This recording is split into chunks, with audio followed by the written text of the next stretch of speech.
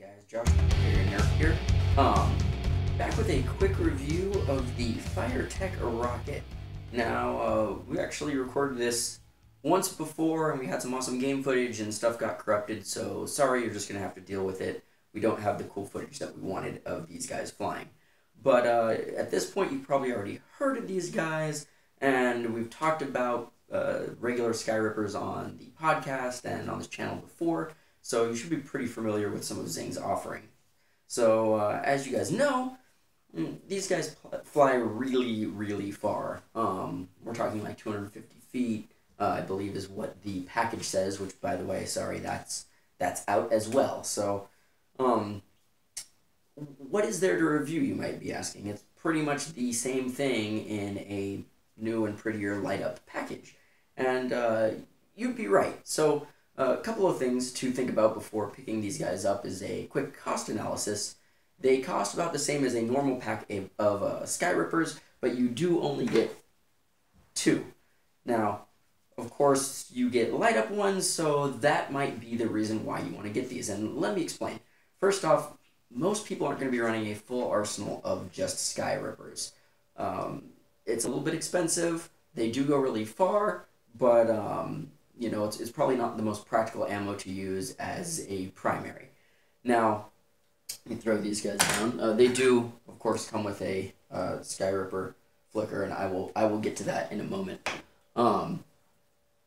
So, pretty much, we primarily kind of think about using these as a secondary ammo, especially if your game type involves some special rules for these, whether you know, you can destroy something in a radius, or it breaks shields, or you know, you can take out special zombie types or something like that. Definitely great to have in your arsenal for that. Now with these, because you're only getting two, why would you want to get them? Well, okay, one less does kind of suck sometimes, but if you're playing games like HVZ or night games, you might be able to use these to your advantage. Now, let me kill the lights really quick, so you can sort of see what these guys look like. I know we did a review of the Firetek bow shooting at night. These guys light up pretty darn well. Even in moderate light conditions, you can still see these guys. Now, Josh, you might say, I play HVZ. I don't want the zombies to always know where I am. Now, that's a fair and valid point. I wouldn't use these necessarily on zombies if I didn't have to, especially if I only had a couple. I would use them for a few things. Yes, if I needed to take out a zombie that might need socks or some other special ammo type in like an emergency situation, sure. You know, you don't have to turn the light on to fire them. It does make collecting them a heck of a lot easier at the end of the night if that's, you know, something that you need to do. These are pretty expensive, so you're going to want them back. Mark them. But what they're actually great for is just flinging them straight up into the air. Now, if you play where there are buildings, that might not be an option, but using them as like a signal flare is something that can actually be pretty effective. Like, here's the signal, we're all going to go and do this, or we need help. It's pretty cool. The other thing, and I've done this in an event before, not with these guys, but actually with a flashlight. I had them on me. I had a flashlight on me and basically left it on top of something while I snuck around a corner, and I waited for people to start taking shots at that light because it was nighttime, so they were immediately drawn to that light source, and bam, I was able to get people because they were not actually on target to where I was standing. So a couple of things to think about. Is it worth the cost to get one less? Well, like I said, it really depends on you and your games. Now, the one thing that I would complain about, and this is sort of nitpicking at this point, is their launcher. Now, I know it's really simple and it's cheap and easy, so like I said, the complaint is more of a nitpick than anything else. And again, these aren't made to be used in the type of wars that we're using them in. They're made to just sort of fly around, fling, and be fun for kids to use, not to be shot at other people. In fact, I'm fairly certain the box and instructions say not to do that. But obviously that's what we're using it for. So this thing is kind of long and just sort of flips and floats around. I don't know if you can see that on camera. But sometimes in the heat of battle, you're trying to grab this guy, and I feel like I'm playing infomercial, but I really am just dragging this up and it's not catching. There we go. And I mean, it takes half a second, and if you're doing it at an angle down here and like trying to flick this guy, it's not the best. You want to make sure to get that little wrist flick at the end when you come out. I'm not going to fire this right now because it's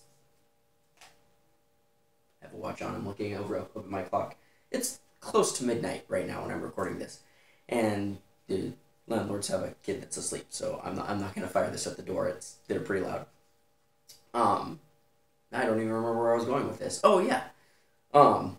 Grabbing this guy is not the easiest thing. I almost wish this were a little bit smaller, and I might try to do something with this, have a tube that is, well, more or less this plastic that goes up and covers this guy. So all you have is a little tiny bit like this. You can find that almost every single time. And it's very much akin to these guys. This is just the Firetek bow. It also lights up and has light up arrows. But these are a constant shape and size, and they're in a constant position. If I'm running, these aren't wiggling around like this guy, right? This is much harder to get something onto while I'm fumbling than this, because it's sitting in one spot. So either making this just a little bit smaller of a loop, or maybe even adding this extra tubing around it, the way they have this guy on the Firetek, would both be something that would be pretty cool to do to these guys. Now, again, cost and all that, I have no idea what Zing, puts into these and their profit margins or stuff like that. It might be something that I might look at adding, just a little piece of maybe PVC, CPVC. I probably wouldn't use brass because I don't want metal sticking out and potentially messing with these guys. I might even look for something rubber just to put on here and kind of, even if I use it as an inner tube and then use something that's a little bit stiffer on the outside to kind of do this with it. But it can easily, get pulled through the tube, but you just have a small little guy to grab onto with this hook. Because again, a little bit easier.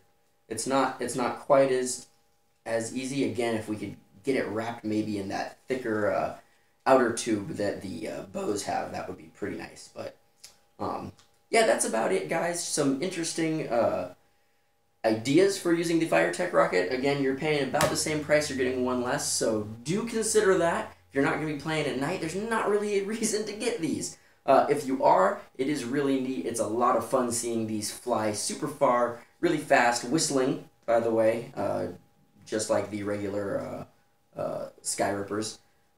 So it's a lot of fun. It's really cool. I've only seen these in red at the moment. I don't know if other colors are coming out the way the Firetek bows were. So keep on the lookout for that, because you could definitely get red means emergency and green means go sort of thing if you're using them as flares in like an HVZ event. So a lot of different things to think about. Really neat. Again, a lot of fun. Very situational. Not going to say they're the #1 thing to use, but definitely if you can, check them out. They are worth it. As always, guys, stay safe, have fun, happy tagging.